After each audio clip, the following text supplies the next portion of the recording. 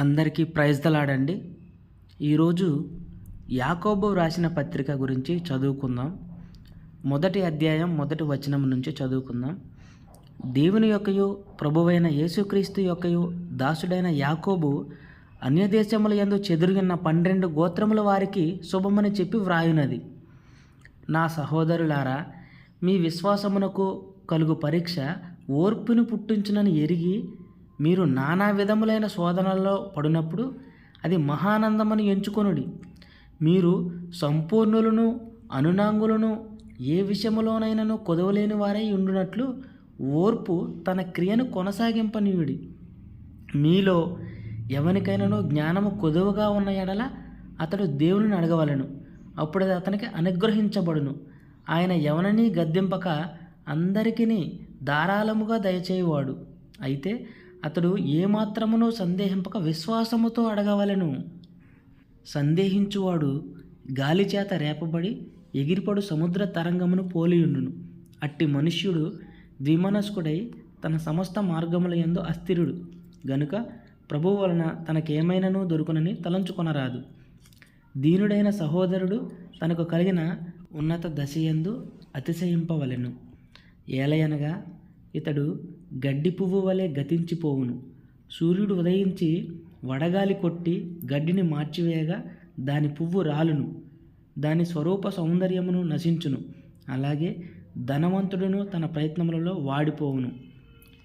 ఇదొకటి అండర్లైన్ చేసుకోండి. ధనవంతుడును తన ప్రయత్నములలో వాడిపోవును.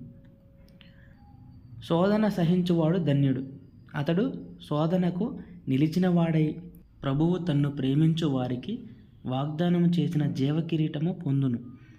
దేవుడు కీడు విషయమై శోధింపబడనేరడు. ఆయన ఎవరిని శోధింపడు గనుక ఎవడైనను శోధింపబడినప్పుడు నేను దేవుని చేత శోధింపబడుచున్నానని అనకూడదు. ప్రతివాడును తన స్వకీయమైన దురాశ చేత ఏడవబడి మరులుగొల్పబడిన వాడై శోధింపబడును. దురాశ గర్భము ధరించి పాపమును కనగా పాపము పరిపక్వమై మరణము కలుగును. ఇదొకటి అండర్లైన్ చేసుకోండి. దురాశ గర్భము ధరించి పాపమును కనగా పాపము పరిపక్వమై మరణమును కనును. నా ప్రియ సహోదరులారా, మోసపోకుడి. శ్రేష్టమైన ప్రతి ఈవియు సంపూర్ణమైన ప్రతి వరమును పరసంబంధమైనదై జ్యోతిర్మయుడకు తండ్రి వద్ద నుండి వచ్చును. ఆయన యందు ఏ చంచలత్వమైనను గమనాగమనముల వలన కలుగు ఏ ఛాయ అయినను లేదు. ఆయన తాను సృష్టించిన వాటిలో మనము ప్రథమ ఫలముగా ఉండునట్లు సత్యవాక్యము వలన మనలను తన సంకల్ప ప్రకారము కనెను. నా ప్రియ సహోదరులారా, మీరీ సంగతి ఎరుగుదురు గనుక ప్రతి మనుష్యుడు వినుటకు వేగిరపడువాడును, మాటలాడుటకు నిదానించువాడును, కోపించుటకు నిదానించువాడునై ఉండవలెను. ఎందుకనగా నరుని కోపము దేవుని నీతిని నెరవేర్చదు. 20వ అధ్యాయం ఒకసారి అండర్లైన్ చేసుకోండి. నరుని కోపము దేవుని నీతిని నెరవేర్చదు.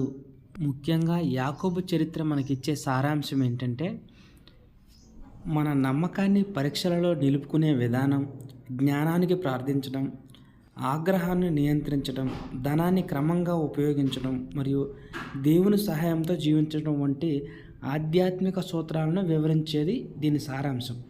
ప్రధాన ఉద్దేశం ఏంటంటే, కష్టాలను ఎదుర్కోవడం ద్వారా నమ్మకం బలపడుతుంది మరియు మనం దేవుని ద్వారా మంచి పనులు చేయగలమని గుర్తు చేయడం. చిన్న ప్రార్థన చేసుకుందామండి. మహాపరిశుద్ధుడా, నీకు స్తోత్రాలు తండ్రి. నీ ఘనమైన నామాన్ని బట్టి మీకు స్తుతులు స్తోత్రాలు చెల్లిస్తున్నాం.